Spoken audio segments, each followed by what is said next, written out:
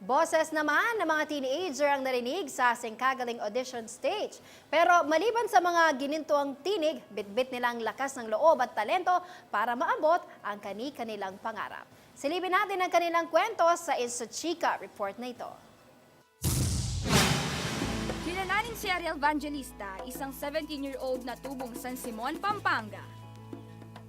Lumaki sa hirap ang ating auditionee at naniniwala siyang ang pagsali sa Sing-ka-Galing ang kanyang unang hakbang para matupad ang pangarap sa larangan ng musika. Mapawaw kaya ang mga judges sa kanyang boses? Like a bridge over troubled water, I will lay me down.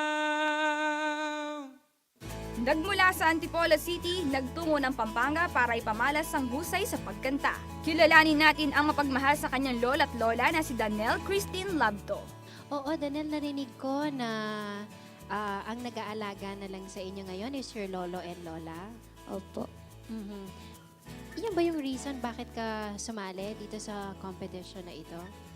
Opo, kasi gusto ko po silang matulungan. Mukhang naantig ang ating mga judges sa kwento ni Danelle. Kaya naman Danelle, take it away!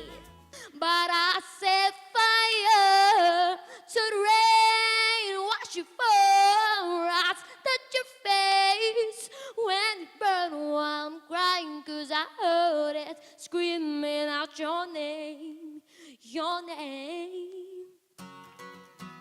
Busog sa karanasan sa pagsali sa paligsahan ng ating susunod na auditionee mula sa probinsya ng Pampanga. Siya ay si Shane Mercado.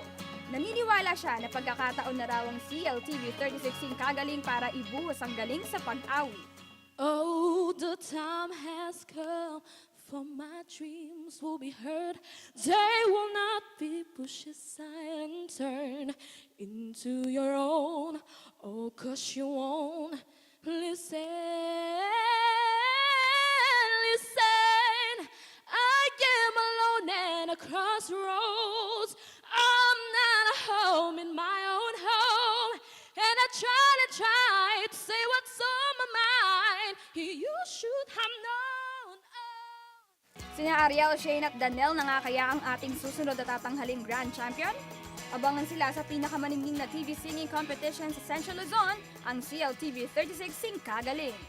Tandaan ang aming mga audition dates: September 28, October 5, 17, and 26, 2 p.m. to 5 p.m. at hanapin si JR Hipolito. Ako po si Zairel Reyes para sa InstaChika.